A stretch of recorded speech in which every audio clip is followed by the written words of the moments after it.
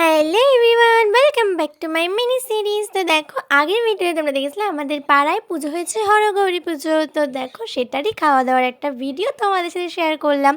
আমাদের হরগৌরী পুজোটা হয় অনেক দিন ধরে, অনেক বছর ধরে। সেখানেরই খাওয়া দাওয়াতে এত এত লোক আসে, মানে শয়ে শয়ে লোক আসে আমাদের পাড়ায় খাওয়ার জন্য, প্রসাদ খাওয়ার জন্য।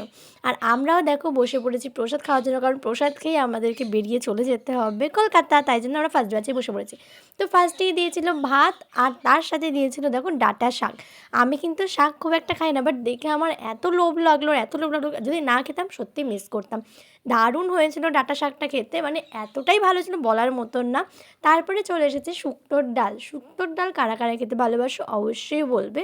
এখানে দেখো দেওয়া হয়েছে, তারপরে পাঁচ তরকারি। পাঁচ তরকারিটাও খেতে কিন্তু অসম্ভব স্বাদ হয়েছিল। বিশেষ করে ডাল দিয়ে যখন আমি পাঁচ তরকারিটা খাচ্ছিলাম, তখন আমার আরও বেশি স্বাদ লেগেছে। পাঁচ তরকারি কিন্তু আমি খুব একটা খাই না, বাট খেতে আমার একদমই, মানে এতটাই স্বাদ লেগেছে বলার মতো না।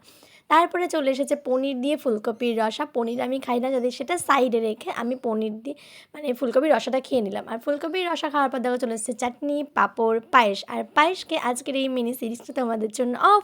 তো দেখা হচ্ছে একটা নতুন মিনি সিরিজ। ততক্ষণ সবাই খুব ভালো থেকো, টাটা, বাই।